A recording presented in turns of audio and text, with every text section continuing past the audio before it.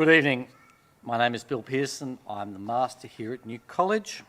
On behalf of the entire New College community, New College Lectures Trustees, New College Board and staff, collegians residing here at New College and those at New College Postgraduate Village across the road, our 7,000 alumni and my beautiful wife Ruth, may I begin by welcoming everyone who is here with us this evening. For those returning, welcome back. And those joining us for the first time this evening, a warm welcome. My welcome this evening will be considerably briefer this evening than it was on the first night, as I won't be repeating my welcome to distinguished guests and acknowledging the long list of apologies I did on the first night. The recordings of the first two lectures are already available on our website and my full welcome is available there. Technology has served us well. I've received excellent feedback from afar. We have shared two thought-provoking lectures with extremely vigorous question times at the conclusion of each night. And our lecturer is nodding at me to affirm that statement. My sincere thanks to all those who've participated. I am describing Dr. Brown's lecturing style in terms of demanding trek. She drags us up to one pinnacle to observe the nurturing landscape and then dives down the other side to another mountain top to look from another. It's been exhausting, but it does illustrate the value of well-prepared lectures.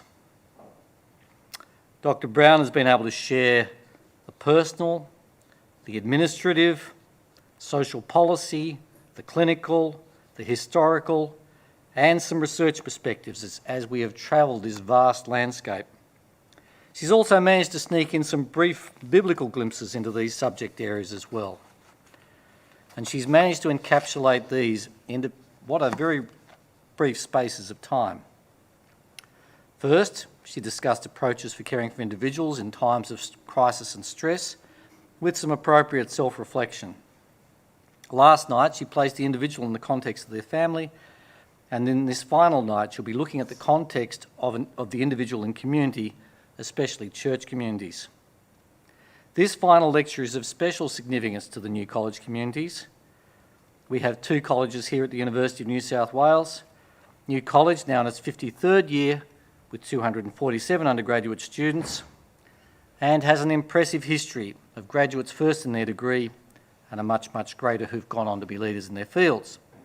Across Anzac Parade is New College Postgraduate Village, which is home to 315 postgraduates and senior undergraduates.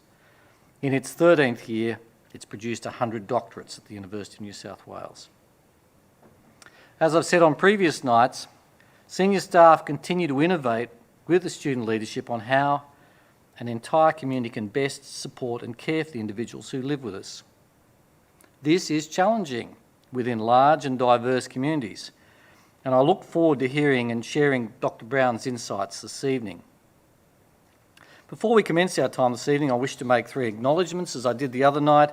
The first is to close family members who've lost relatives to COVID-19. There are several people in our colleges, as well as people who've had to leave to care for grieving families. The second is to the Medical people, traditional custodians of this land. We pay our respects to their elders, both past and present, and extend that respect to any Aboriginal and Torres Strait Islanders who are present with us here today. And I also acknowledge my fellow lecture trustees, Right Reverend Dr. Michael Stead, Bishop of South Sydney, and Professor David Cohen, President of the University of New South Wales Academic Board. Questions, as I've said before, we love questions at the New College lectures. Attendees showered Dr. Brown with questions on the previous nights, and I imagine we'll do so again this evening. So please just open your browser and type in sli.do as instructed, Slido, 6 letters, and type in our lecture tag, NCL 2021, New College Lectures 2021, and you'll be at the question interface. So you can even be preparing these questions as the lectures are proceeding.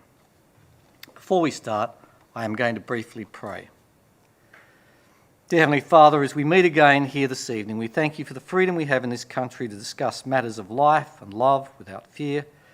We ask for your blessing now upon our lecturer this evening, that you would grant to her clarity of thought and expression. Please grant to us all knowledge of you and a better understanding of you and your ways in this world. In the name of Jesus we pray. Amen. Please don't forget to turn your mobile phone to silent, and Dr. Brown will now address us.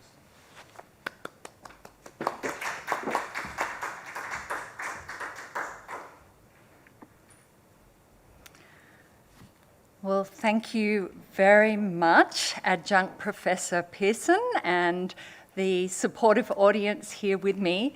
But I especially want to acknowledge those of you who are online tonight who have made it to all 3 lectures. I'm congratulating all of us, myself included, for getting through to number 3. It has been quite a marathon, and I have really enjoyed the privilege and the discipline of preparing for this series.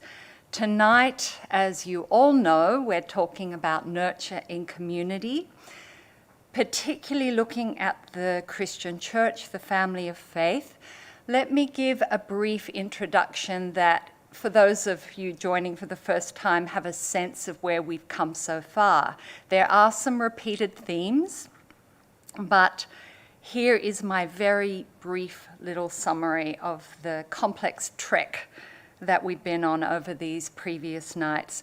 First, in looking at nurture of the individual in the midst of a mental health crisis, I looked at naturally nurturing contexts as opposed to relying too much on experts.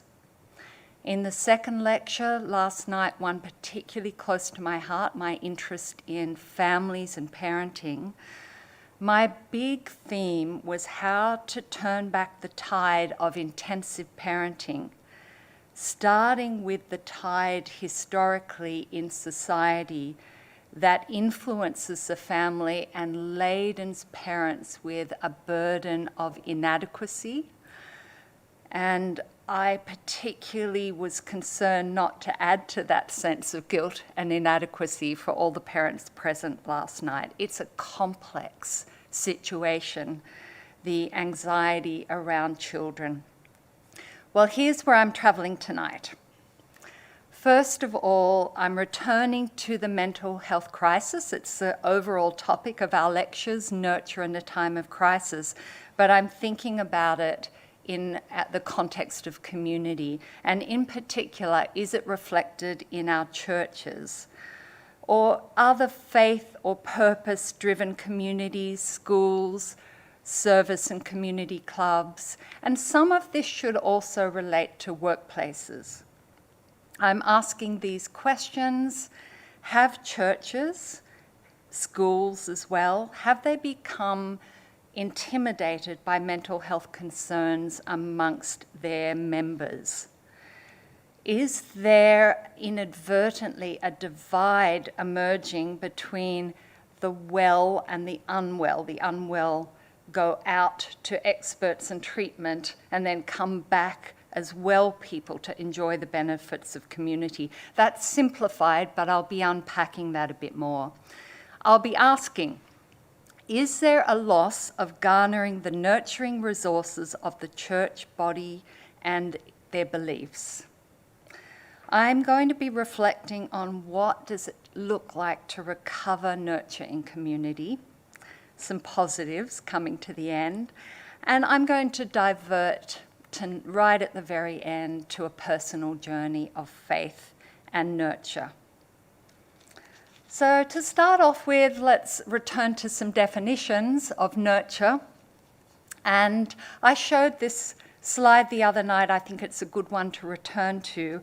The biblical themes of nurture, when you look up a dictionary of Bible themes, I think it's really interesting to reflect on the relational and the example basis of nurture that come through in the Bible. Instruction, care, and example, caring attitudes and example. Can you pick this up? The caring attitude of fellow believers, appropriate teaching, remembering that learning is part of the definition of nurture, and by encouraging spiritual growth. Every lecture I have declared my theoretical bias and showed a different aspect of Bowen family systems theory. So I will do the same tonight, but rather than a picture of Dr. Murray Bowen, psychiatrist and researcher, I have a picture of a community of highly sensitized meerkats. And I think this illustrates part of the journey I'm going on and opening up for you tonight to consider our relationship sensitivities in our communities and how they play out in patterns that can undermine nurturing. And Dr. Michael Kerr, who trained under Dr. Murray Bowen, has written about in a paper in 2009 how these sensitivities can be grouped into these categories of expectations, sensitivity to attention in a group. How much attention am I getting or not getting? Is it positive attention or negative attention? Sensitivity to approval and disapproval, and sensitivity to distress in others that will evoke different responses. And where do these sensitivities emerge? Well, I think part of them is our biology, how we're created to be relational, social mammals with complex brains and very much needing relationships for survival. But clearly these sensitivities develop in our families of origin, whatever shape and history that looked like, and we take them into our communities, the sensitivities that we grew up with. I'm going to start with another clinical example before we move into more exploration and tell you the story of a person I'm calling Joe. Joe is a composite of many people that I've seen over the years who've come from ministry contexts feeling exhausted and burnt out. And when Joe came to see me, she was particularly responsible in her church community for overseeing pastoral care. She regularly felt used up by her efforts to care for people, particularly the growing number of fragile and vulnerable people in her church family who were exhibiting symptoms that would earn them diagnoses in the mental health sphere. Joe could acknowledge that she had a real pull to want to rescue and relieve distress, and that neediness in others evoked that in her. She also acknowledged that she didn't just get caught up in the back and forth pattern of over-functioning and that the needy person really inviting to be cared for. It's a reciprocal process, any of these patterns. She also was caught up in using other members of the congregation and her leadership team to vent and talk about her worries and concerns for some of the fragile people in the congregation. She would often talk with ministry team members about this difficult person or this unwell person, and the team would pray for people, but they would also label. And she would label as well: narcissism, traumatized, various diagnoses. And there was a very strong pull to expand the counselling referral list for the ministry team to be able to deal with these challenging, fragile and needy people. Do you recognize Joe's situation, some of you who are listening? I'm going to introduce now a chapter of a book that I've co-edited where one of our authors, Tara Stenhouse, who I hope might be listening tonight, she wrote a personal account that is very similar to a story of someone like Joe, of moving from feeling like she was constantly a rescuing pastor to a shift towards being side by side with people at the level of vulnerability that they were exhibiting.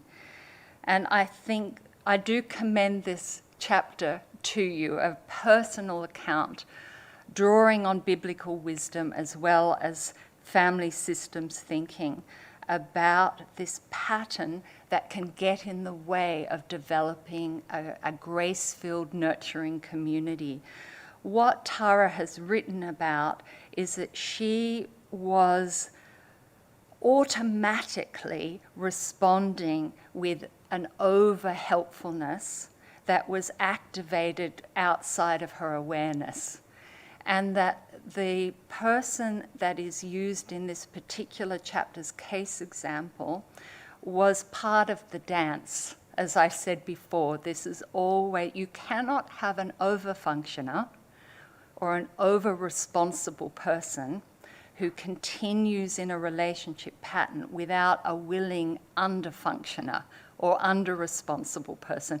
We all, and most of us, have an experience in different relationships of either side of that posture. Turning now to mental well-being in the church. Is there any emotional or mental health benefit to being part of a community of faith or any kind of supportive community which has a purpose and a common goal? I assume that many of you have read research and heard lectures on the benefits of religious belief for mental health. There certainly is literature out there to affirm that. I've chosen one quote from a paper that came out in 2012 on the relationship between Christian religion and well-being. And this paper concluded that nurturing, non-punitive religious community is associated with mental and physical health. Notice the two sides of it. And that active participation in church activities that enhance the members' social support system can be beneficial. It probably sounds quite obvious, doesn't it, that a sense of belonging promotes well-being, but I think it's very important to consider what is the basis of belonging that is fostered in our communities. This next slide shows from the National Church Life Survey how the sense of belonging is reported by members of congregation. This is an older survey, but I like the slide and I couldn't find a more recent one. It's back in the early 2000s. However, the data reported on well-being of church attendees has remained fairly consistent as I've looked at it. But I think this is quite an interesting and encouraging picture. I wonder what you think, to see how many members of church congregations reported a very strong sense of belonging to their church. And I wonder what this means in terms of improved mental health. And as I was asking those questions and looking at the literature, it looks like, particularly from this same survey group, that in each year, approximately 17% of church members or attendees have sought professional help for mental health concerns. So about 17% of the entire population seeking help. That doesn't mean they're the only people struggling with mental health concerns. And when you look at the general population statistics, which tends to fall around 20%, I would say that I don't think we can read too much into it because it's a different kind of self-report survey than the expansive data on the general population. But it's interesting to consider. Is there a slight improvement? I'm not sure.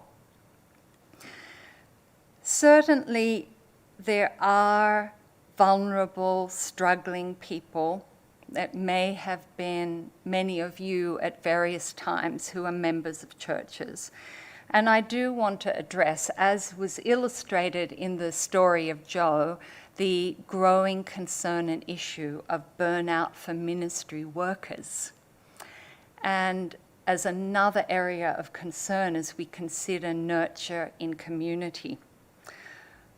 I wonder if you've heard anecdotally, as I have, that the impact of COVID lockdown and the pivoting required of ministry workers has been experienced by many as absolutely exhausting, and many are running on empty, reporting that they are busier than ever. When I hear about anyone burning out, and I notice my own seasons of feeling exhausted and burnt out, I'm always interested in the relational dynamics behind that. I think there are some clues to burnout in relationship contexts.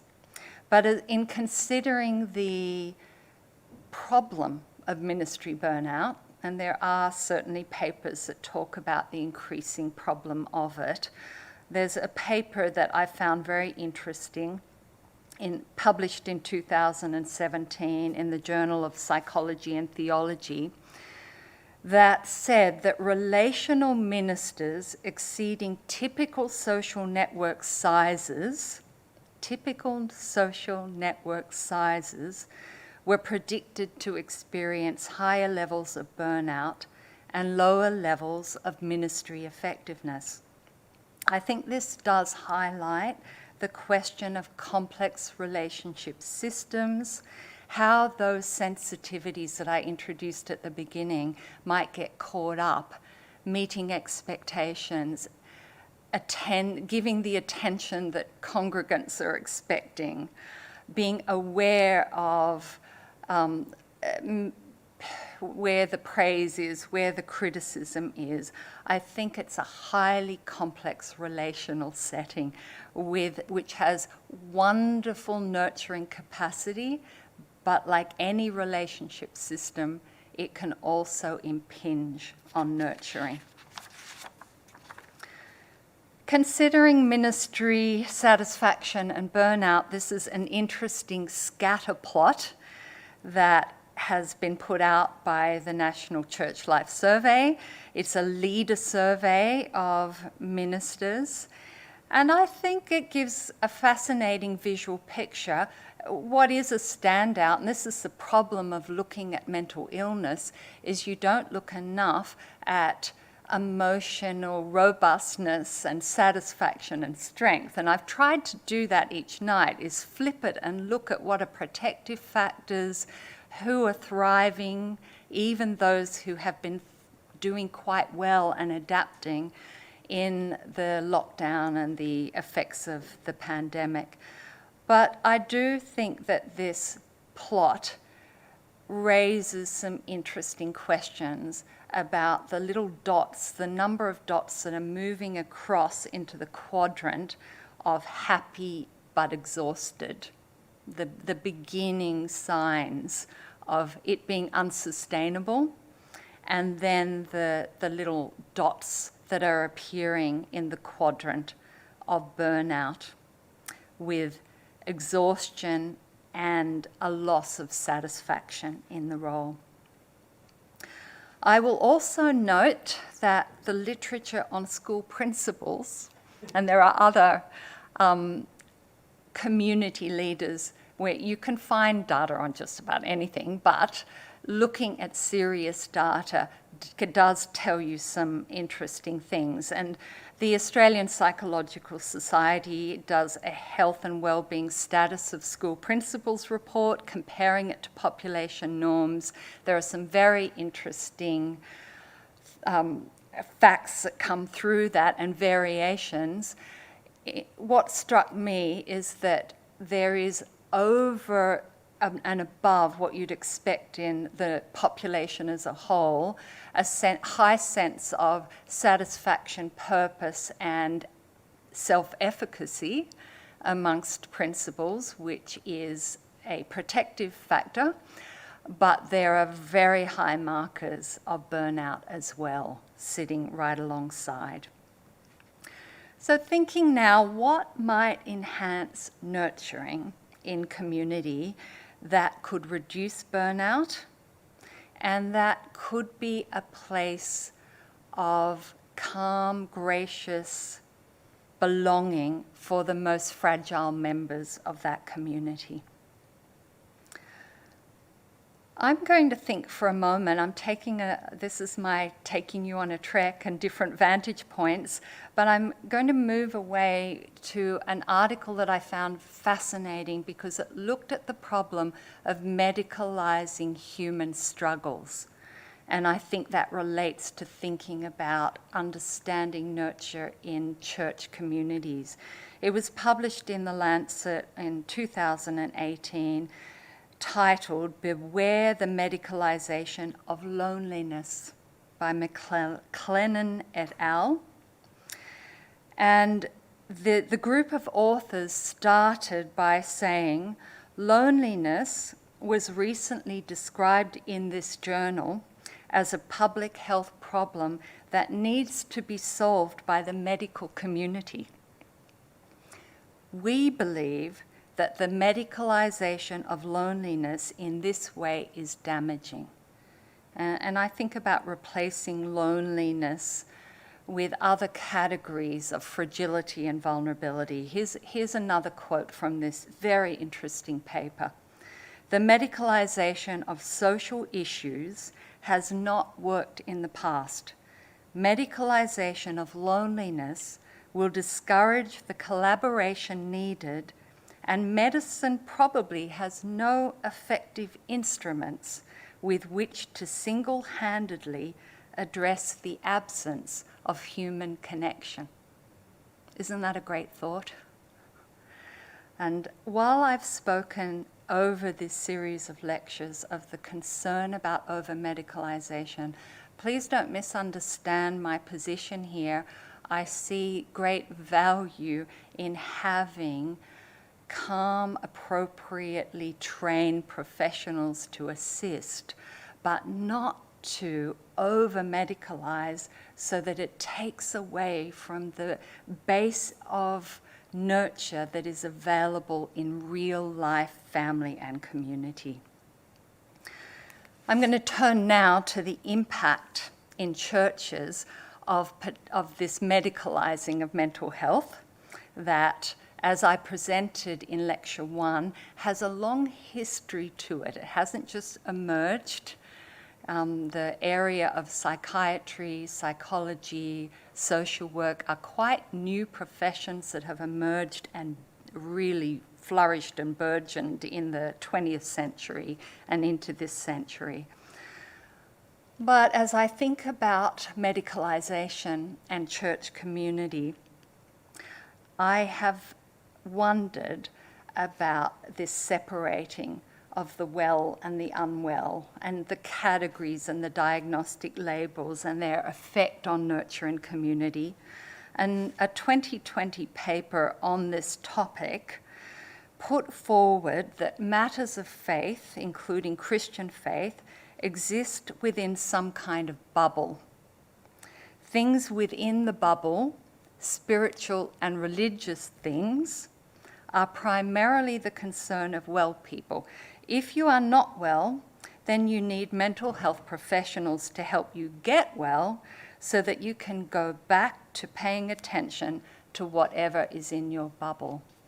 It's just thought-provoking to think about, are there bubbles where community is about people who are all doing well enough to be able to participate in the vision and the mission and the discipleship and the learning and growth? And is there a trend? This author thought there was, a British author and theologian and also psychiatrist. But I just wonder in church communities how quickly and inadvertently, not deliberately, people who are struggling with emotional difficulties are less welcomed in to the spiritual nurture that is part of being in a church family. Should we be surprised that there are so many struggling people in our churches? Those in ministry roles, do we expect more of them? Do we expect them to be robust all the time? And those in our congregations or communities. I wonder how you're answering the question. Of course, we should expect it. There are many who are struggling in all of society, and our churches and communities should be representing all the sectors of society.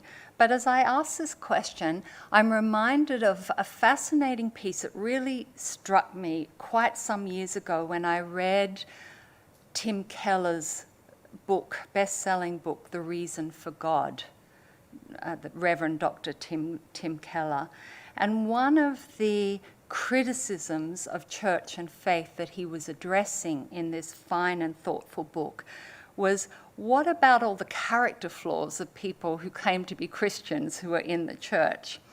And what Keller writes is, the church will be filled with immature and broken people who still have a long way to travel emotionally, morally, and spiritually.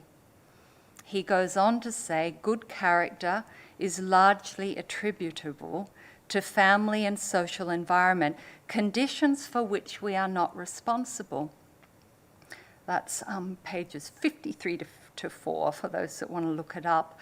He does go on to say that what one should look for is where a person starts from in terms of their vulnerability, struggle, and brokenness at the time they begin their Christian faith journey, to see the growth that comes from that, but appreciating that everyone is starting from somewhere different. It's another theme that comes out of Bowen family systems theory, not exclusive to it, but it's this theme of a continuum rather than well and unwell or earning this particular label of mental illness. So I want to return to the notion of a continuum of vulnerability towards, and then moving up the spectrum towards more maturity and resilience. And I want to invite you to hold in mind what I've just reflected on from Timothy Keller, that people are all at a different level in terms of their brokenness and what they've inherited from the families they've grown up in and the cultural context and the adversity that they face. There are many variations that mean it's not logical to put people into diagnostic categories of well or not. In this next slide, I highlight Bowen's hypothetical scale or continuum of differentiation of self, which, take the jargon away, think of it as levels of emotional maturity in relationship. And I think it's very helpful to appreciate that not all humans we're in community with are at the same level, and we cannot expect them to be able to all function at the ideal level of functioning in life. We're all coming from a different place. So just, again, some food for thought on this. It might be quite difficult to read such a detailed slide, but I'll just give you some examples. At the lower end of the spectrum of emotional maturity, which is not a judgment, this comes with compassion and acceptance of what the hand of cards of the generations that people have been dealt. But at the lower end, it's very hard to tell apart thinking and feeling. So you see the merging of I feel and I think and I don't know the difference. So in this lower level, there is an immersion in a feeling world. People are so sensitive to others' opinions that it affects their functioning. There is a large response to relationships of either extreme compliance or the flip side of the same coin of immaturity, which is rebellion. Moving up the continuum, just a couple of examples here. There's a little bit more separation of thinking and feeling so that they can both be a resource rather than completely clumped together. And at this level of the maturity continuum, there is still a quickness to imitate others to gain acceptance. There is a lot of energy invested into loving and being loved. And there's little energy, therefore, left over for goal-directed activity. So a very strong togetherness push for being loved and accepted. And if energy goes into that, there's not a lot left over to have internal self-efficacy, set goals, and follow them. Moving up the continuum, there's a greater awareness of the difference between thoughts and feelings. There's still a sensitivity to others' opinions. There's a hesitancy to say what one believes, lest they offend another. And I don't know about you, but I could tick all those boxes.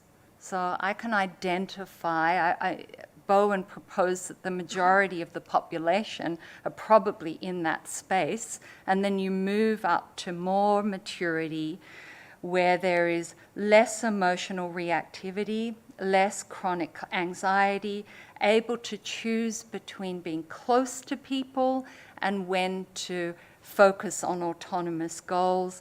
And then at the highest end of maturity, which may be a hypothetical category, people can listen without reacting. They're able to assume responsibility for themselves and not preoccupied with placement in the hierarchy. I wanted to spend a little bit of time on that because we are all strugglers in our communities, sitting on a continuum of the highly vulnerable to the more moderately vulnerable. And all of this impacts the degree to which those relationship sensitivities play out in the way we do community together. Higher on the continuum and the maturity scale, individuality and togetherness operate more as a working team. They're both necessary, they're in balance, neither force dominates, and flexibility prevails. Sounds attractive, doesn't it, to be part of that kind of a society? Can you hear the signs of regression in our society when you look at that continuum list? What is this saying, particularly for leaders in community or in churches? It is ideal for leaders to be more mature, but it's not essential. I think the most important thing is for leaders and workers in faith communities, in Christian community or school communities, to be aware of their maturity gaps and responsibly dealing with them and observing them and not projecting their immaturity onto others. For people to become more aware and own their maturity gaps is, I think, a real gift to the communities that they're part of. And it can truly benefit the more vulnerable in a community, being able to stay in one's own boundaries more in relating side to side with others, and for leaders in church communities to relate to the more mature side of the system. A lot of relationship energy gets directed to where the immaturity is because it evokes more distress and reactivity and judgment and labeling. So can leaders think about how to relate to where these more non-anxious, less reactive groups of people are, not to exclude the vulnerable, but by relating to where maturity is, it helps the vulnerable benefit from a community of people who are less reactive and more responsible for themselves. I'm going to detour now to thinking a little bit about a biblical lens and how this comes into considering relationship sensitivities. I wonder if you've ever heard of this book. It's one that was talked about a good deal in a few decades ago. It was published in 1975 by a very well-known, respected psychiatrist from a Jewish background, Dr. Karl Menninger, one of the Menninger brothers who started the well-respected Menninger Clinic, of which Bowen was part of for a time. And Karl Menninger has written this book, Whatever Became of Sin, not a popular word these days. And he decried in his writing the way that society in the 70s had moved away from calling sin, sin. Collective and individual moral failings was what he was talking about. His book is not a religious text at all, but he does document how many things which would once have been called sin in an earlier time, at different generations, are now called a symptom, a sickness. And he writes about the importance of considering moral values as an essential aspect of psychiatry. Not a discourse I have heard in my professional career, but one that I return to as I think about integrating my Christian faith with what I learn about mental health and relationships and family health. And I'm going to come back to this topic of integration as we go through the lecture. But I also want to share with you just some of how I've played around with this topic for myself, of the interplay between the selfishness of human beings, which would be a biblical worldview that could be called sin, and on the other side, our immaturity, our anxiety, or our undifferentiation. I don't think they are the same thing. I think they both come to community, and I've shown through the reciprocal arrows that I see that they feed into each other and are both important to take into account in understanding the human condition.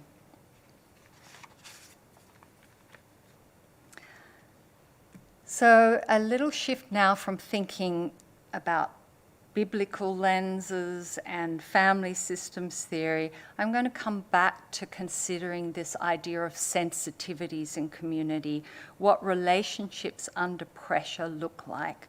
And I hope this gives you a sense of understanding the change in communities when stress is high. It's the same with a family. They are totally different organisms. The family, the church, the school, any community, a workplace, a team, when stress ramps up. And do you remember from lecture 1, I talked about a 101 of understanding emotional well-being in terms of anxiety, fear gets activated, stress is the response to fear activation, it's a physiological response. And the problem is when it is sustained stress beyond the actual threat, which I think is a lot of the air we breathe in society at the moment, even pre-pandemic. So what happens in a family and tonight in a community or in a church when stress ramps up? And I think this illustrates it very helpfully, that when there is an anxiety which is quite contagious, even young children can pick up tension.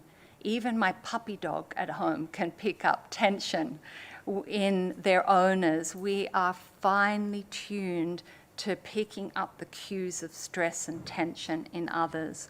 So when it's not there, you see in the top of this slide, there's an even balance between doing things together and doing things autonomously, and there is a little bit of immaturity that goes into the side that is fusion, the herding instinct, clumping together, needing to all think the same way, being afraid to disagree with people. That's the togetherness side. It's always present, but when stress is low, there's enough of a balance with maturity, goal direction, values, self-regulation, people who are able to think and act on behalf of themselves rather than in reaction to others. But you ramp up stress and look at that big red arrow there. Up goes the forces of togetherness in our communities, and down goes, it gets overshadowed, the forces of maturity. I think it's just worth being aware of it and not being derailed by it.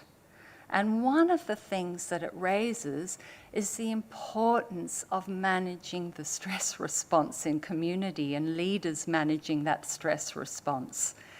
Because the most helpful thing one can do to nurture is bring a genuine sense of calm to a stressful situation. Not pretending, but making an effort to be thoughtful, to lower the tone of reactivity in one's voice, and this can bring a community back to a better balance of togetherness and separateness. Turning now to relationship patterns that interfere with nurture. I wondered as I was going to present this whether some of you are thinking, Jenny, you are just being very negative. You're talking about all the pitfalls, all the problems, all the things that interfere with nurture. And I considered that as I was reviewing this lecture this afternoon. But I would say that awareness of the pitfalls and the predictable patterns that us immature humans get caught up in, if we can be aware of that and make conscious adjustments to those patterns, I think that is the most useful gift to the flourishing of a group than just focusing on do this positive thing, bring this technique of positivity into a community. I am wondering, and I'm inviting you to wonder with me, what is the impact of people being aware of these pitfalls that enables you to be consciously choosing to make some adjustments. So what we've got here, relationships that interfere with nurture, you've heard of a few of these already. I've talked a lot about the reciprocal circular process of over and under functioning. The distancing mechanism that I proposed the other night, and I've heard this from Bowen scholars at conferences, it is the universal mechanism for managing stress in relationships that humans have, but also there is the mechanism of over-pursuing others to get them to change rather than working on self, that pursuing that we've talked about in some of the question time, and conflicts erupting. I'm introducing a new thought tonight, which is the problem of triangling. You can see in this quite humorous little cartoon diagram that the essence of a triangle is two people aligned and one person on the outside. This little circle, little stress ball, looks very upset being on the outside. Many people gravitate to the outside of intensity between others, so there are different dynamics to triangles. But I do want to briefly introduce you to the problem of triangles getting in the way of nurturing in community. When people align with another to try and fix or change the third person, and the problem of getting in the middle of disagreements, not being able to let people stay in contact to sort their tensions out, is something that is a problem for flourishing communities. I've got an animated slide now that can give you a picture of what can happen when stress gets into a church community and the predictable patterns that ensue from that. So we've got this tense emotional field, remembering that every member of the community carries heightened sensitivity and reactivity. And we have two people who are members of a church community, or whatever community you're thinking of for your context tonight, and they have a conflict together. There's the eruption of conflict, but they're in a community and people are reacting to the presence of that conflict. So there are people that step in quite quickly here. We've got someone that comes alongside person B and someone that comes alongside person A. And can you see the person up the top has that rescuing reaction? You poor person, dealing with this other person and sympathizing and aligning with them. And I would say that that would be Joe, the de-identified case I spoke about earlier. But it doesn't stop there. You see how it spreads in community. So what happens next? Waiting for the next animation. We've got a person going to, let's say, the leader of the community, a senior pastor or a principal, saying that Joe up there, she's no good for him. And out of that, we get more. The principal or the senior pastor goes to Joe on his ministry team and says, you are not helping, you're enabling, you've got to stop doing that, we need to send this person off to help, you're going to get burnt out if you do it. Doesn't stop there. Then we have another person coming into Joe's defense saying, you're mean, I think I'm going to leave this church tomorrow for the way you've treated Joe. And you can see how splits occur in community, and it doesn't stop there. Then we've got Joe going to another member of the community saying, I am exhausted and depressed. And then the original person in the conflictual two-person relationship saying she deserves it. Oh, it's exhausting to think about, isn't it?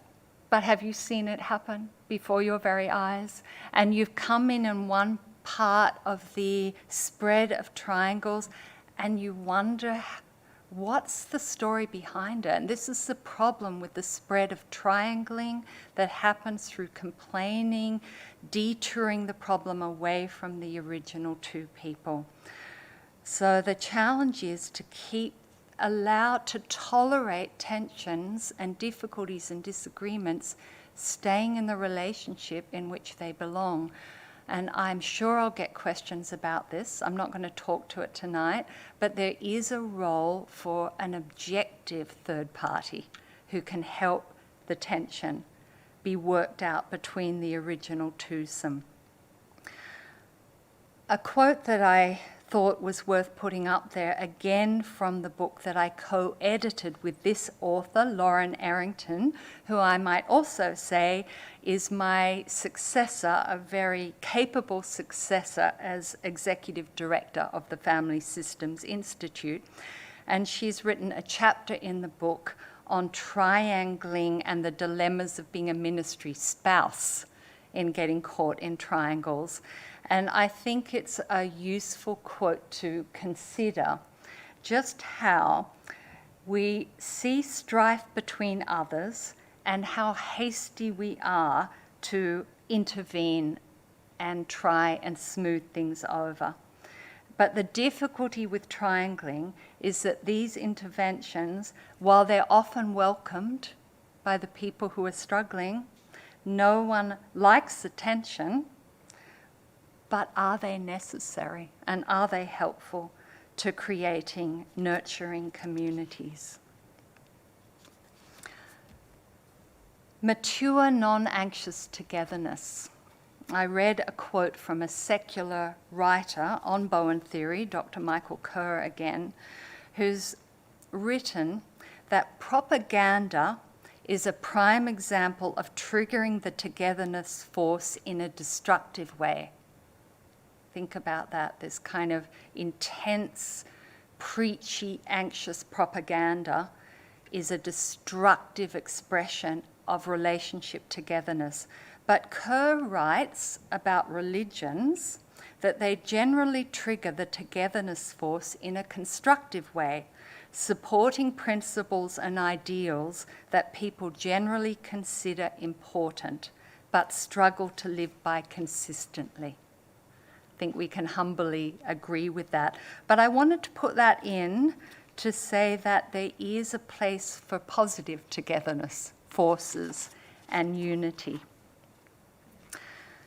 Coming back to the Bible as a wisdom resource alongside secular theories for understanding human struggles, I have been very interested in the thoughtful writing of David Pallasan, who coming out of a counselling movement within the church. And Pallasan writes about the church recovering its nurturing, not outsourcing too quickly, and that this is a biblical imperative. And he writes about how to draw thoughtfully from secular wisdom and sources without putting the Bible to one side, but having it as a meta-wisdom source. And I really like this. It's a guide for me in my own critiquing and thinking about secular psychology and psychiatry. He writes, first read the Bible for the humanity portrayed, as well as for the divinity revealed, and above all for the interaction between the two, humanity and divinity. Though myriads of significant details about individuals, humans, social groups are not contained within the Bible, learning to think the way Jesus thinks will rightly align all that we learn from other sources. I think that's a very useful quote for those listening tonight who have a Christian faith and are also engaging with the literature and academic fields of science and other sources, and particularly tonight considering psychology. I write in the book Bowen Family Systems Theory and Christian Ministry a couple of chapters, and I do say from my own Christian worldview that the process of change is not just left to the domain of human effort. The Christian faith presents a very different view of change, where God's activity imperative by his Spirit comes into play, and there is a supernatural dimension. And I invite people to consider, I like the idea as a Christian of a humble, responsible dependency on the scriptural wisdom and on God's activity, but being responsible in my own learning and thinking in the way I've been equipped to do. We're coming to the end of this trek with different vantage points. I'm coming back to the story of Jo, who in her work, side by side with me, explored how she could shift away from an instinctive reaction to rescue to being able to be present with struggling people in her church, to be curious about them, to be respectful of their stories and their expertise about their own stories, and to notice how her distress response gets so easily activated. And Jo, and the many people that I'm basing Jo's story on, will always in this work look at the families they grew up in. How is it that I have such heightened sensitivity to distress, Jo would ask, and we would look at the impact of her parents' divorce, her living with her mother's struggles. She was an elder sibling, her responsibility to care for her mother, get caught in the middle of the triangles of tension between her mother and her father. And this was very helpful in her understanding her particular heightened sensitivities. In this next slide, you can see the quote from the same chapter that I think is very similar to Jo's story, written by Tara.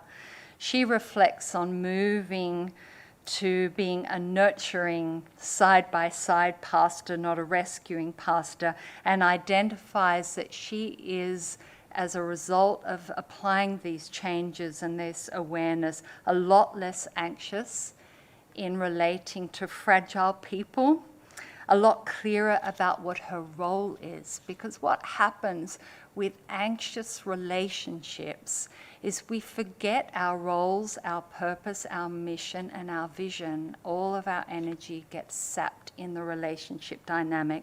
So I take note that Tara recognizes a recovery of her purpose and her role, her job description, if you like.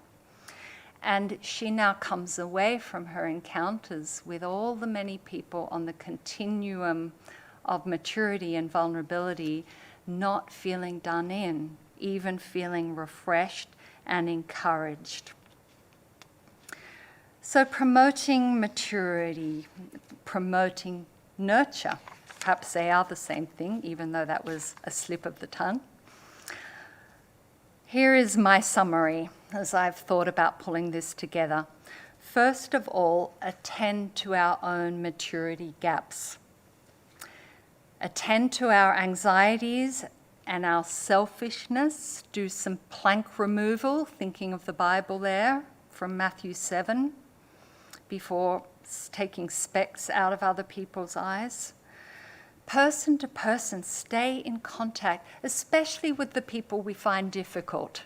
If we just stay in contact with the people who affirm us and validate us, we are not helping communities flourish and become more nurturing. So tolerating tension, tolerating symptoms. They are part of the human condition in the anxious world we live in. Restrain from talking about others or on behalf of others. That's the triangling mechanism. Work at representing ourselves honestly, openly, speaking the truth in love, Ephesians 4. And this is a really big one. Bowen calls this speaking from the I position, not the you position. It's not an assertiveness training technique. It's much deeper than that. It's speaking from within self. Here's what I think. Here's what I will do. Here's how I'm affected by this situation. What about you? Person to person, speaking from the I, not at the self. So there is beauty to be found in community and cultivating human nurture. My aim in these 3 lectures has been to open up your curiosity, to open up some new conversations about our current mental health vulnerabilities and our treatment systems, in particular to ask what kind of help helps, what kind of help truly nurtures human growth in development and learning, as opposed to inadvertently promoting helplessness or entitlement. I have presented a case each night for reducing, not eliminating, reducing and adjusting the kind of professional medical help that is mostly used for addressing mental health concerns, with its focus on diagnosis and treatment. In reducing the medicalizing, might there be the opportunity to access more of the growth potential of all of us being ourselves in our real relationships, in our messy, real relationships, and recognizing the continuum that we're not all on the same even playing field, and bringing grace to that. I personally am committed in my professional life at this stage, getting towards, I think, an end stage, however long that might be, God willing, of my professional life. I'm committed to doing what I can to foster the inclusion of family, parents in particular, in treatment of helping young people do better. That's the area I'm putting most of my energy into at this stage. I want to conclude now, moving away from the professional domain, with a personal consideration of the limits of human nurture. And this topic of thinking about nurture in faith community gives me permission. I think it's important that I do so. I personally see that the greatest act of nurture is a creator God who has compassion for his creation in our struggles, who comes down to us, who invites us not to try harder to fix ourselves, but to come as broken people. So I think in the topic of nurture confronting a crisis, my own belief is that there is a crisis that we need help with, a relationship crisis between our struggling human, selfish road on this earth and a good and loving creator God. My own journey.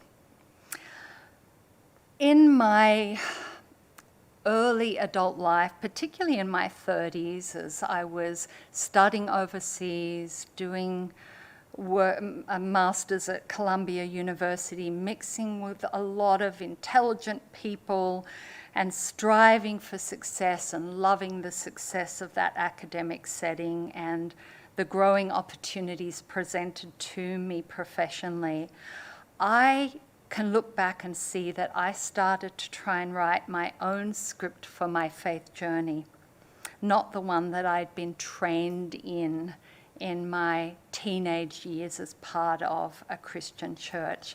I wanted a faith and spiritual journey that fitted me to my tribe better, that would be more acceptable.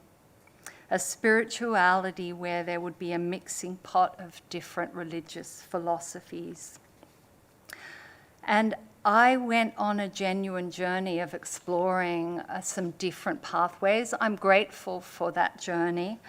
But as I did it, I kept reading some of the other literature on ethics, philosophy, atheism, Buddhism, other religions, and it kept ringing for me that the words that I knew from Jesus' teaching in the Bible had an incisiveness that I wasn't reading in these other texts. There was just something more to it. I found myself struck by the wisdom of Jesus' teaching, as recorded in the Gospels, where it says the people were amazed at his teaching because he taught as one who had authority, not as the secular teachers of the law. I think that left to my own devices, I would have gradually, rationalizing away, wandered away from my faith and my faith community. My religion would have become my personal, professional work projects. Family systems theory would be my main guide for life and direction. And even the pursuit of differentiation of self might have become a bit of a religion for me and just gotten out of perspective.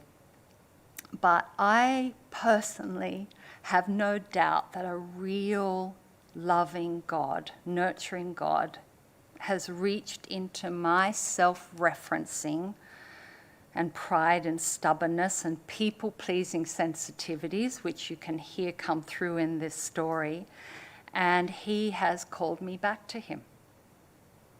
And I do ask listeners out there, I know not everyone is from a faith community, but I want to invite listeners to consider if they sense as they listen this same niggling feeling I had of a calling from something outside of myself, from the divine, a sense of something more.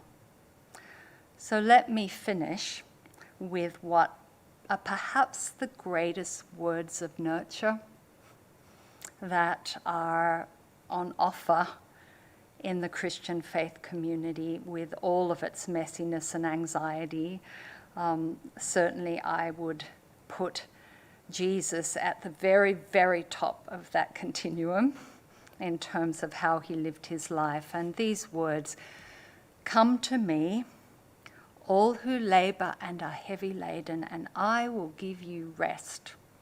Take my yoke upon you and learn from me, for I am gentle and lowly in heart, and you will find rest for your souls. For my yoke is easy and my burden is light."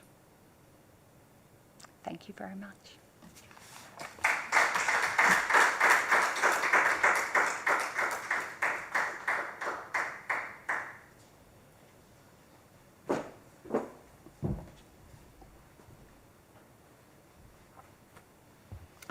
Thank you, Dr. Brown. Now we turn to a period of questions, and I can see they're flooding in already, but I don't have my glasses on, so I can't actually read them for you, but we'll remedy that fairly quickly. And our first question this evening is as follows. Am I right to think that children begin pretty close to the lower end of Bowen's maturity continuum and normal development would see maturity growth? That's a very interesting question. Thank you for it. I think that differentiation of self, the capacity to develop more independence while remaining connected with others, does start in infancy and gradually, with the appropriate developmental stages, moves towards more differentiation, but it isn't guaranteed, and it can be impinged upon with a lot of stress in a family. But I think it is correct to say that an infant is completely dependent and fused with their mother in the womb and the early weeks and months of life, and then gradually differentiates. So, interesting question. Thank you. Our second question, there's a little bit of background needed here, I think. In Matthew 18 in the Bible, Jesus talks about resolving conflict, and he says the first thing to do is go and talk to the person and try and resolve it with yourself, and if you can't do that, then go and see other people, as a broad brushstroke. So the question is, how does Matthew 18 in dealing with sin in the church fit in with what you're suggesting? Pointing out sin in the offending person in private, if they don't listen, take others to establish as witnesses. Well, that deserves a talk all of its own. I would just comment to say, isn't it interesting that the wisdom in that biblical context is start where it belongs? And I think in community, we're often reticent to do that, and the triangling starts straight away. I do think that there shouldn't be a kind of harmony force that just glosses over people behaving irresponsibly and not being called to account, but to do that maturely, openly, not behind people's backs. So I think there can be a consistency to that teaching and what I'm talking about in not jumping into triangles. Thank you. Do you have any tips on how we can recognise our own maturity gaps? It isn't something you can do from one night's lecture, reading a book, even though I talk a lot about it in Growing Yourself Up, how to bring your best to relationships, recognizing maturity gaps and give examples from my own life of learning to recognize it. I think for people that take this seriously, it's a long-term effort and a complex effort, and one that it's helpful to have a coach who's already travelled along that way or a mentor assist with. It's something that I have certainly valued and needed and still receive in my own journey to attend to my maturity gaps. Interesting comment, thank you. Is there something called a local church culture? If so, how could one bring about cultural change to become an embracing and healing community? These questions are asking for another whole lecture, so it's a great question. I'm glad you're asking it, whoever's put that one forward, and reflecting on it and talking with others in your community about it. I do think that tribalism creates anxious cultures of churches in community and in denominations. People are reactive and fearful of criticisms that come from outside, and we've got all sorts of stress-driven anxieties that can create a non-nurturing culture. And as I said tonight, I think one or two people who are prepared to work on themselves in bringing humility, grace, and an awareness of their own gaps can be a real gift to the beginnings of changing an anxious, reactive culture to a more nurturing culture. But with patience, takes time. And I think that, and Bowen said this, that leadership can come from anywhere in a family. It's not necessarily formal leadership, but having formal leadership can help with cultural change. Referring back to last night's talk, I'm wondering whether you've heard of the rising idea of gentle parenting, which is being put forward on a lot of social media, and if so, whether it aligns with your idea of parenting. Thank you. Every night I get a question about a method or a model that I have never heard of. And it's amazing, isn't it? There's so much out there now on social media. How can we keep up? So I can't comment on it, but you've got me curious. I'll have a look. Thank you. You suggest staying in contact with people we find difficult. Is there ever a place for cutting off contact? Another very thoughtful question. It's very important not to hear these ideas as rules. They are principles and ideas that come from study of human behavior in family and in groups. And they must be contextualized, and everyone's situation is unique. So, of course, there will be contexts where, for safety's sake, cut off is a good option. And sometimes a period of distance and cutting off contact can be for a season, for a person who's really lost themselves in that relationship to recover self. But here's the problem of cut-off. I'll say this very briefly, again, just to get you thinking and hopefully wanting to read more.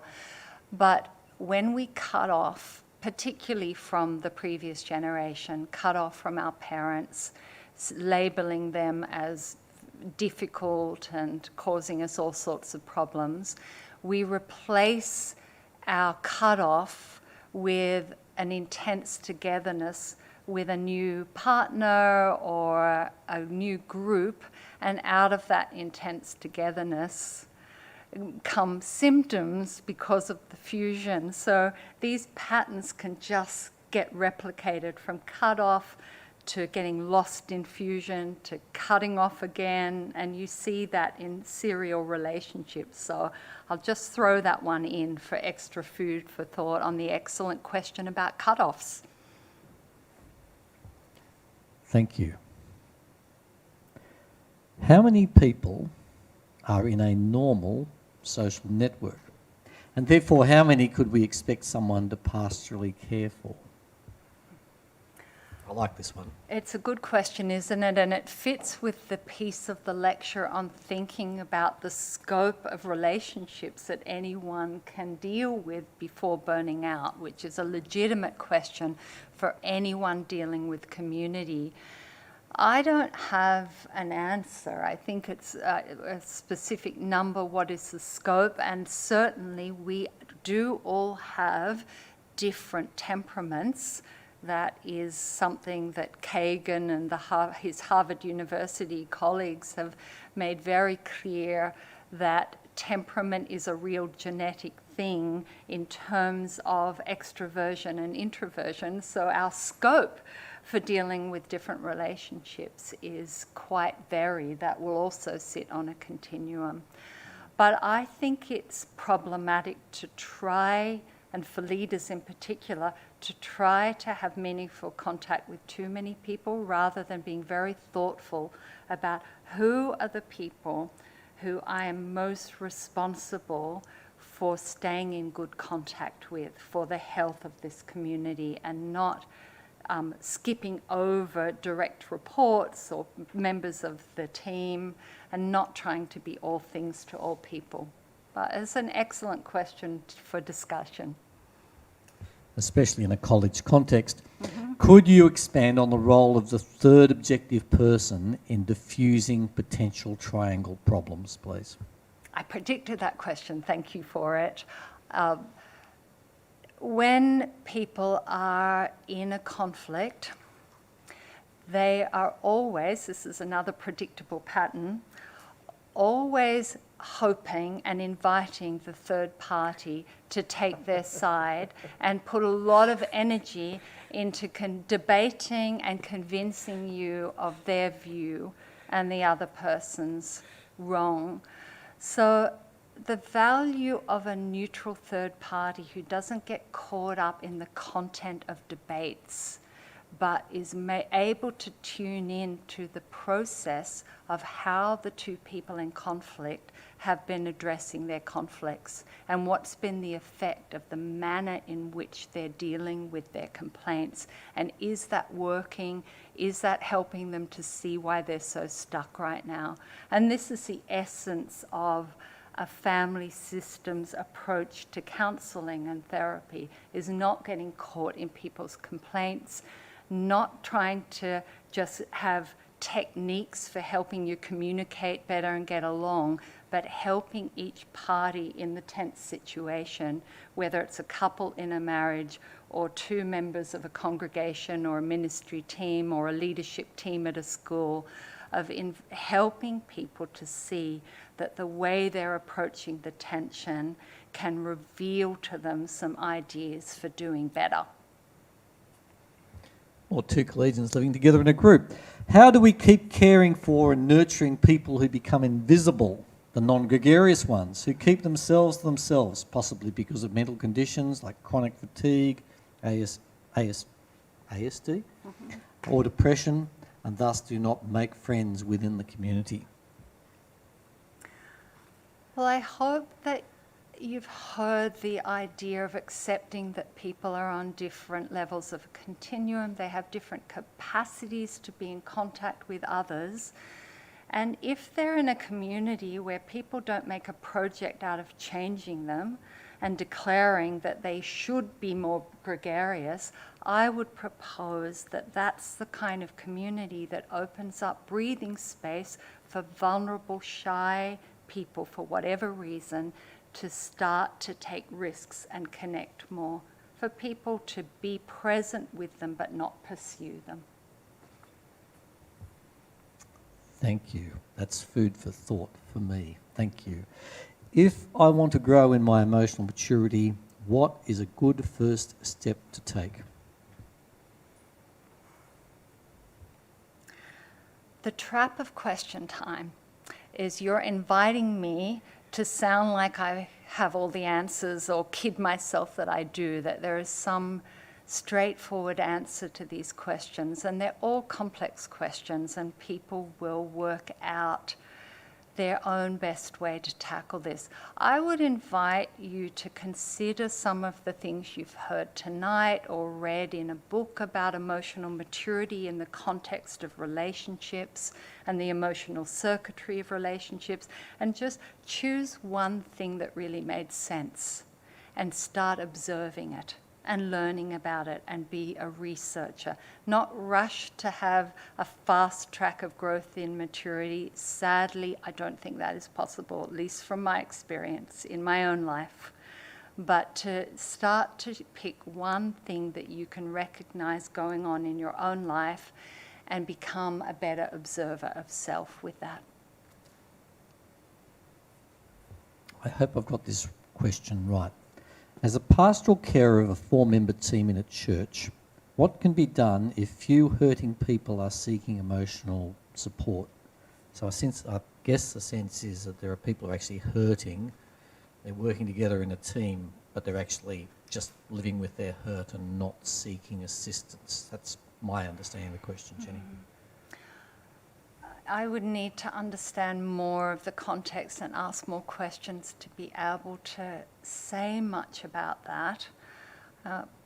But I just wonder what it is telling the team about the relationship system of the congregation, that people are closed off from sharing their struggles. What are their fears? Are there anxieties? Are there inadvertently expectations of wellness and health for good Christians, whatever that is, and people are anxious and fearful about being real and vulnerable? I'm not sure, but that's where my mind went thinking about that question.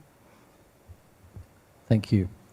As we work on differentiation of self, how do we avoid becoming overly self-focused or selfish? With difficulty, it doesn't matter what project we take on that might start off as something very helpful and in service of others, it can be hijacked by self-interest every day, whatever the project is. And I think that's something to be mindful of, humble about, and thoughtful about.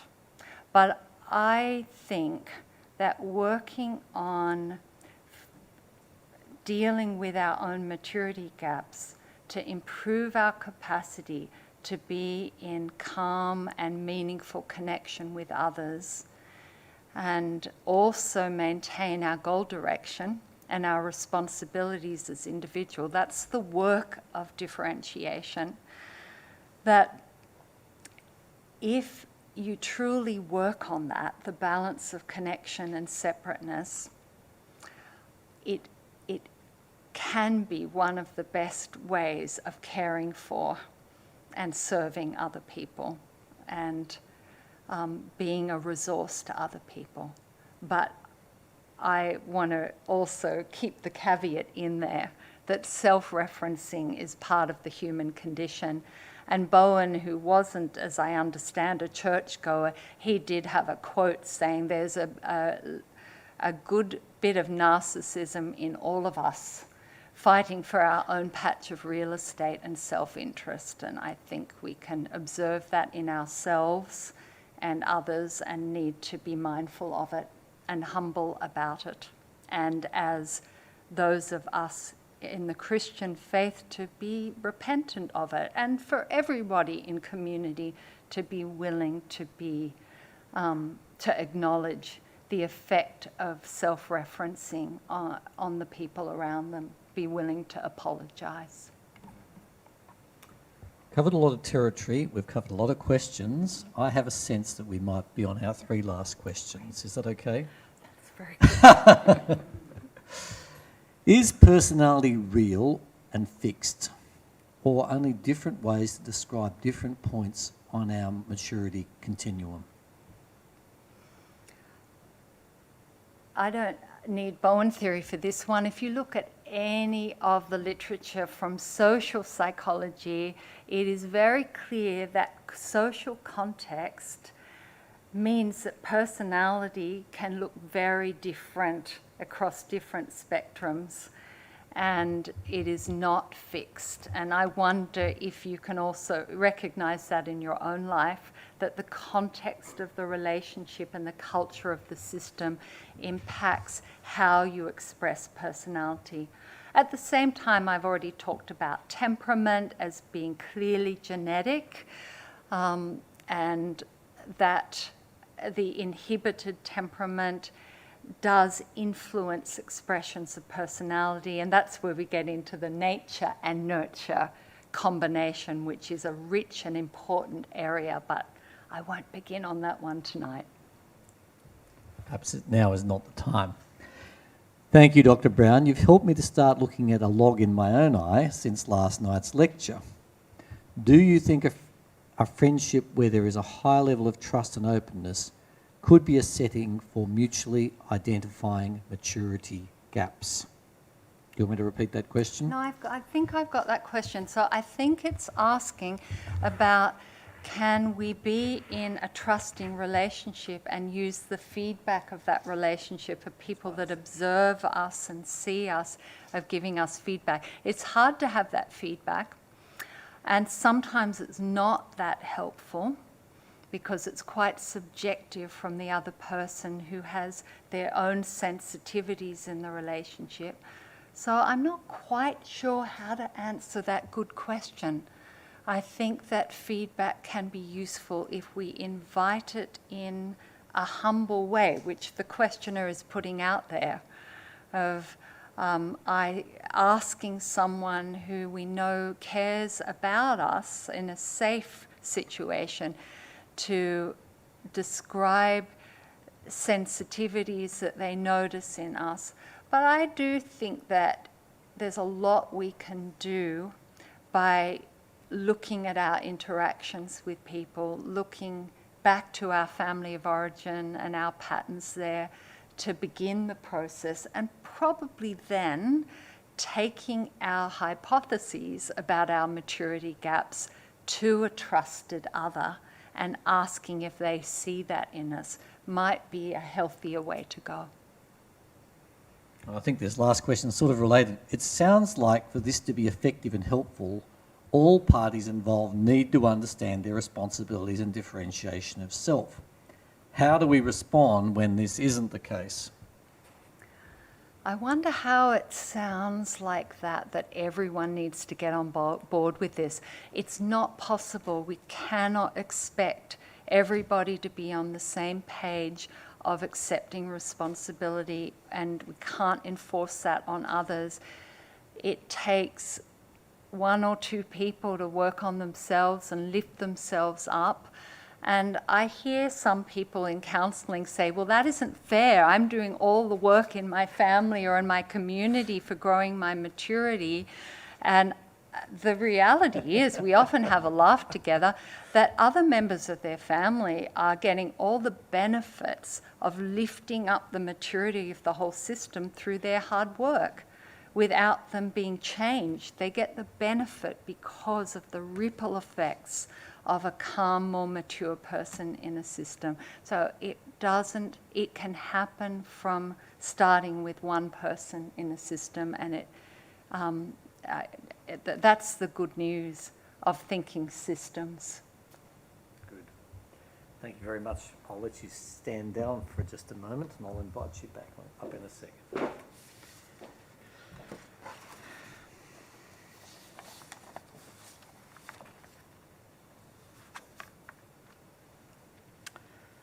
Dr. Brown, we sincerely thank you for being willing to share with us over these past 3 nights from the great wells of wisdom that you've established by your clinical, professional and academic work over several decades.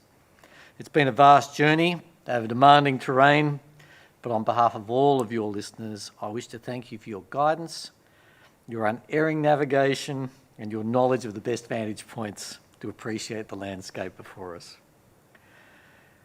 As I've been saying over the past 3 nights, addressing questions of nurture and mental health are the most important questions, I think, for this emerging generation. A few years ago, when I raised the question of mental health within the university context, one of my senior colleagues said, "Bill, this will consume as much resources as you throw at it."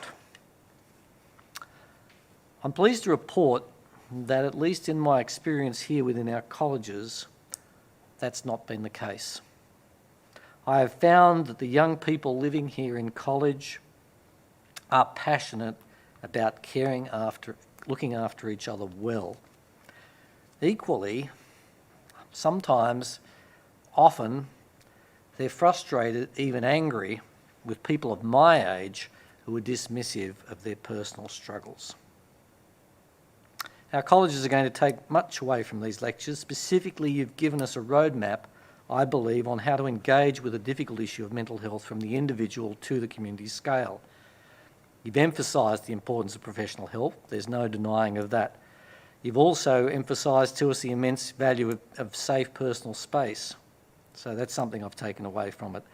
But I think another key idea, without repeating your entire lecture series, is that there's a vision for each of us, no matter who we are, where we've come from, or what specific difficulties may afflict us personally. We can actually seek and develop appropriate support from those around us. If we continue as we have done in Australia, we will be overwhelmed, just as my academic colleague had recognised and said to me. You noted last night that appropriate policy frameworks seem to be just emerging that recognise the importance of family and community support for each of us in our struggles. I also want to finish by noting the great beauty of what you've shared with us. The fundamental value of each of us, no matter who we are, as I say, where we've come from, or what specific difficulties we might be facing, and also the fundamental value of relationship as a key means of providing strength and support for us all. I mean, these are fundamentally Christian views, belief that each and every person is valuable and precious in their own right because of the value bestowed on them by God Himself. I shared privately with you of my time with a group of people suffering from severe mental ill health and the joy of hearing them talk of the steadfastness and the love of God. There is hope in the midst of personal chaos.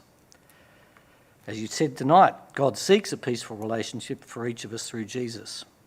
And likewise, peaceful relationships between each of us. There can be peace in the midst of personal chaos. I'm tempted to go on, but I've said enough. It's now over to us to thank Jenny for her hard work on our behalf and for making such complex issues clear and accessible. The lecture recordings will assist us to assimilate the breadth and depth of the material that we've covered. So, on behalf of us all, I thank you.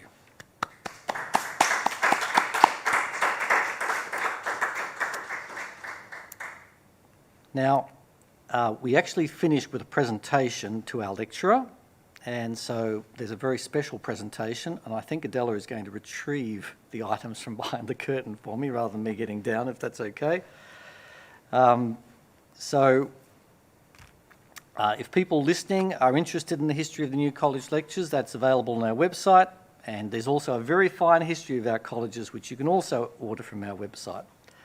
You'll find a list of major international authors and publications that have emerged from new college lectures over 35 years from previous generations of trustees. That's fantastic. Thank you.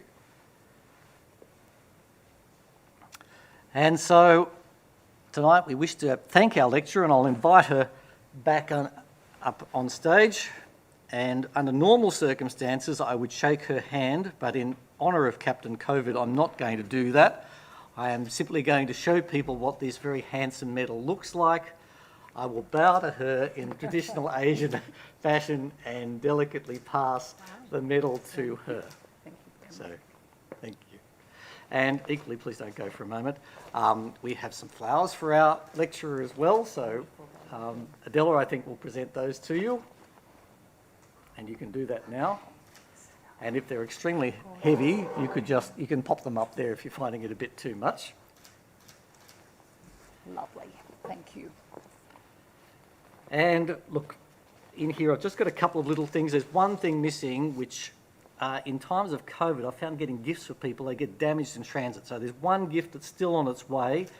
Now, one thing I should note as I finish is that there's often a long-suffering person in the background. I believe his name is David.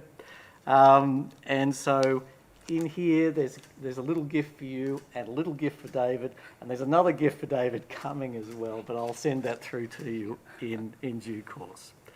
So look, thank you. Well, I don't know whether David's listening out there. Would he be listening, do you think? But anyway, please extend to him our appreciation for his generosity as well. Thank you very much. Good, thank you. For those that remain, sincere thanks for joining us tonight and this week. We sincerely hope that these lectures bring blessing to you personally, as well as equipping and inspiring you to be a good influence in our society. As I finish, I just want to remind you that we make these lectures available as a gift, as a free service to Australian society. We're not for profit here at New College and New College Postgraduate Village. If you appreciate our work, we would appreciate support for our scholarships program, and the details of this are available on our website. Equally, you may know someone who wants to come to the University of New South Wales. I would say there's no better university to come to, and they may benefit from living with us. So if you quote the New College tag NCL 2021 to our admissions officer, we will waive the admission fee for coming to our colleges. And of course, we also publish a journal, and a summary of the lectures will appear in the next edition. It's called Case Quarterly, and it does attract leading thinkers from around the globe. We do have special prices on subscription, and if you just Google Case Quarterly, you can find it, find us, and we'll offer that special subscription price to you. Sadly, we've reached the end, but to all of those of you that are listening in, we do look forward to welcoming you back. We will be in touch as we plan the next phase of our journey with the New College Lectures in 2022. Thank you and good night.